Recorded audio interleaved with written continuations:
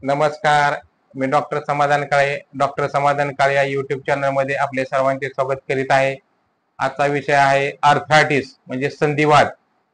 इंग्रजीमध्ये संधिवाताला आर्थरायटिस असे म्हटले जाते. सांध्यामध्ये सूज किंवा दहा होणे असे सुद्धा म्हटले जाते. हा दीर्घकालीन रोग आहे. तर सुरुवातीला या रोगाने संपूर्ण शरीर प्रभावित झालेले असते आणि एक किंवा दोन सांधे विद्रूप झालेले असतात. त्यामुळे रोगी अपंग किंवा अशक्त झालेला असतो. संधिवाताचे तसे अनेक प्रकार आहेत. तर त्यामध्ये मुख्य तत्वे करून जास्त जे इन्फेक्शन असते संधिवाताचे त्यामध्ये पहिला म्हणजे अस्थि संधी शोथ म्हणजे ऑस्टिओआर्थरायटिस आणि दुसरा म्हणजे संधिवाताप म्हणजे रुमॅटॉइड आर्थरायटिस. हे दोन प्रकार मुख्य आहेत. शोथ म्हणजे सूज किंवा इन्फ्लमेशन ह्या रोगाचे मुख्य वैशिष्ट्य आहे. या दोन्ही आजारामध्ये सूज हे असते. सांध्याला मार लागल्यामुळे किंवा सांधा बिघडल्यामुळे सांध्याच्या उतींना म्हणजे टिश्यूंना येणारी सूज किंवा दाह स्वेलिंग किंवा इन्फ्लेमेशन म्हणजे आर्थरायटिस आहे. आता आपण ऑस्टिओआर्थरायटिस म्हणजे अस्थि संधी शोथ यावर चर्चा करूया. ऑस्टिओआर्थरायटिस हा ऱ्हासजन्य म्हणजे डिजनरेटिव्ह विकार आहे. म्हणजे यामध्ये सांध्यामधले जर उती टिश्यू सेल्स एकदा खराब झाल्या तर परत तयार होत नाहीत. त्यामुळे त्याला ऱ्हासजन्य म्हणजे डिजनरेटिव्ह डिसीज असे म्हटले जाते. वृद्धांमध्ये म्हणजे जास्त वयस्कर लोकांमध्ये ह्या विकाराचे प्रमाण जास्त आहे. सांध्यामध्ये असलेल्या खुर्च्यामध्ये म्हणजे कार्टिलेज मध्ये बदल झाल्यामुळे हा रोग होतो. ज्या सांध्यांना शरीराचा भार सांभाळावा लागतो, उदाहरणार्थ मणके गुडघ्या अशा सांध्यांना हा विकार जास्त करून होतो. तर ह्याची लक्षणे काय आहेत? तर सांध्यामध्ये वेदना असते, सांधे आकलले जातात, सूज येते, दुखल्यामुळे डोळ्यातून सतत पाणी येते, त्यानंतर पायांना वात येते, त्यानंतर ॲलर्जीमुळे सुद्धा असा त्रास होऊ शकतो. रोहिणी काठिण्य म्हणजे अथेरोस्क्लेरोसिस रक्तवाहिन्यांचा जर आजार असेल तर त्यामुळे सुद्धा हा त्रास होऊ शकतो. पित्ताशयाचा किंवा यकृतामध्ये लिव्हरमध्ये बिघाड जर झाला असेल तरी सुद्धा हा त्रास होऊ शकतो. अजून कारणे आहेत. तर अखंड शारीरिक श्रम म्हणजे हार्ड वर्क जर शारीरिक असेल त्या लोकांना सुद्धा हा ऑस्टिओआर्थरायटिसचा त्रास असतो. लठ्ठपणा म्हणजे वाजवीपेक्षा जास्त वजन असेल तर त्याचा बोजा आपल्या हाडावर पूर्ण शरीराच्या स्केलेटनवर पडतो. त्यामुळं तिथले सांधे झिजायला खराब व्हायला चालू होतात. त्यामुळे सुद्धा आपल्याला ऑस्टिओआर्थरायटिसचा म्हणजे संधी शोथचा हा आपल्याला त्रास होऊ शकतो. त्यानंतर ग्रंथींची अकार्यक्षमता. आपल्या शरीरामध्ये वेगवेगळ्या ग्रंथी आहेत. जर त्यांचं बॅलन्स जर व्यवस्थित नसेल, त्यांचं सिक्रेशन व्यवस्थित नसेल तर त्यामुळे सुद्धा आपल्याला हा त्रास होऊ शकतो. त्यानंतर माल न्यूट्रिशन म्हणजे कुपोषण असेल, शरीराला जर व्यवस्थित पोषण मिळत नसेल तर आपल्या अवयवांची वाढ शरीराची वाढ व्यवस्थित होत नाही. पोषण न मिळाल्यामुळे आपण अनेक बारीक बारीक आजारांना सामोरे जातो. त्यामुळे सुद्धा आपल्याला ऑस्टिओआर्थरायटिसचा त्रास होऊ शकतो. मुख्य कॅल्शियमचा अभाव असणे, हायड्रोक्लोरिक ऍसिड म्हणजे आपल्याला अन्न पचण्यासाठी लागणार जे HCl म्हणजे जे पित्त म्हणतो, जर ते पोटामध्ये योग्य प्रमाणात पाझरले नाही तरी सुद्धा आपल्याला ऑस्टिओआर्थरायटिसचा त्रास होऊ शकतो. कारण की जर पित्त व्यवस्थित पाझरलं नाही तर प्रोटीन आणि वेगवेगळे जे घटक आहेत ते आपल्या अन्नातून वेगवेगळे करण्याचे काम हे हायड्रोक्लोरिक ऍसिडच असते आणि ते जर व्यवस्थित नाही तर आपल्या शरीराचं न्यूट्रिशन होणार नाही आणि आपण अशा आजारांना आपण बळी पडू शकतो. आता पुढील आजार आहे संधिवात शोथ म्हणजे रुमॅटिझम. त्याला रुमॅटॉइड आर्थरायटिस पण असे म्हटले जाते. याच्यावर आपण चर्चा करूया. हा पण एक असा गंभीर आजार आहे.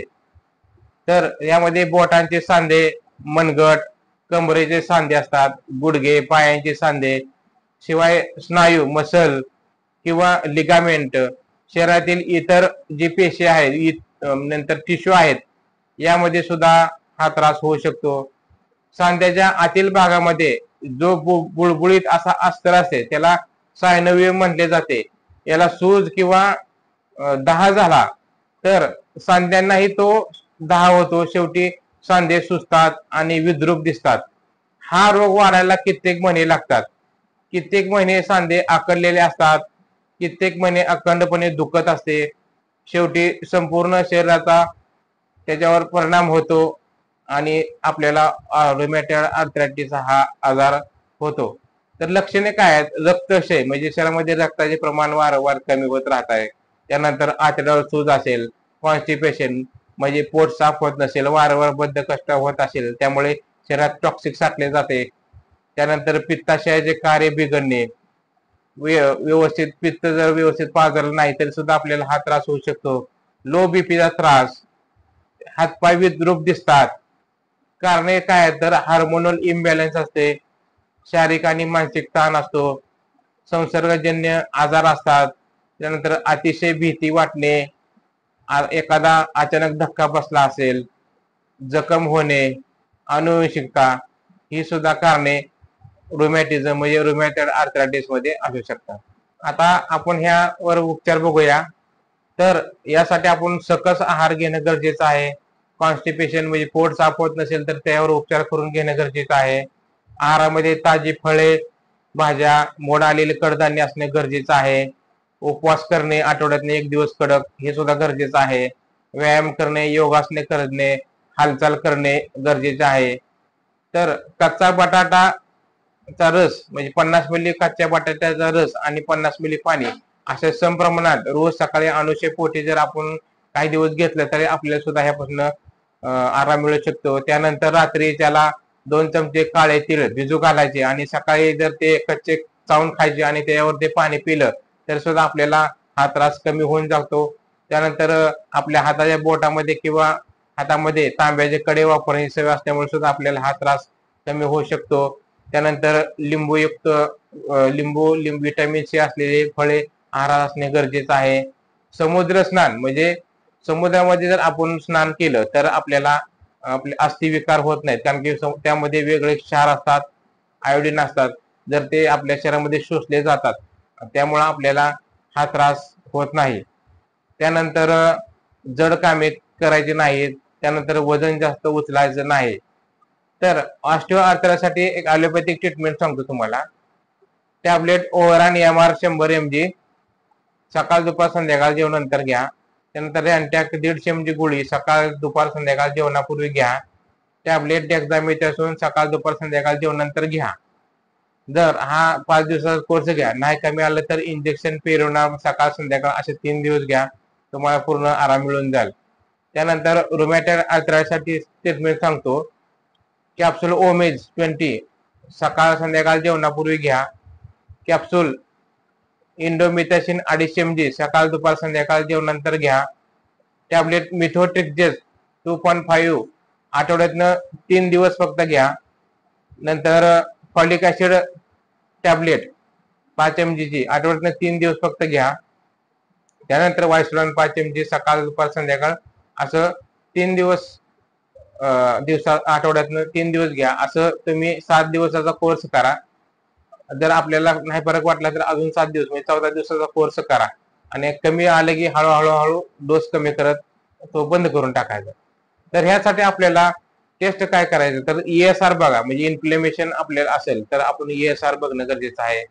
त्यानंतर CP टेस्ट म्हणजे सी रिएक्टिव्ह प्रोटीन टेस्ट, यामुळे आपल्याला इन्फ्लेमेशन लेवल सुद्धा कळली जाईल. त्यानंतर FBC टेस्ट म्हणजे फुल ब्लड काउंट बघणं गरजेचं आहे. ॲनिमियासाठी हिमोग्लोबिन बघणं गरजेचं आहे. ह्या टेस्ट करा आणि तुम्हाला माहिती कशी वाटली सबस्क्राईब करा, शेअर करा.